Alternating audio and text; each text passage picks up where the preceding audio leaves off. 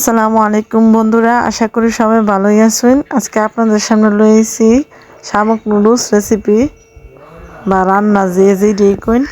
আমি প্রথমে পানিটা গরম করে শামুকটি দিয়া দিছি, দেওয়ার পরে দেখতেছি সিদ্ধ হয়েছে, সিদ্ধ হয়ে গেছে। এখন সাইকা এখন পেঁয়াজ টমেটো মরিচ দিয়ে বালাটিকে ভাজা নিচ্ছি। এখন ওগুলো একটা ডিম দিয়া দিলাম আর একটু লবণ দিয়া বালাটিকে ঢাইলা মিক্স করে নিলাম।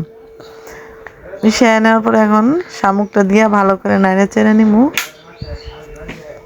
নাড়া চেড়ে নেওয়ার পরে এখনও এই টেস্টি সল দিতেছি আর লবণ দিয়ে ভালো করে আবারও নাড়া চেড়ে এখানে ধনে পাতা দিলাম, হজর পাতা দিয়ে ভালো করে নাড়া চেড়ে আমার প্রায় হয়ে গেছে। অবশ্যই আপনারা ভালো লাগবে লাইক করবেন, কমেন্ট করবেন এবং সাবস্ক্রাইব করতে কিন্তু ভুলবেন না।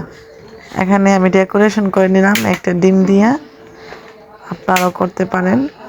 সো ভালো থাকবেন, দোয়া রইল সবার জন্য। ভিডিওটা দেখে কেমন লাগলো জানাইবেন।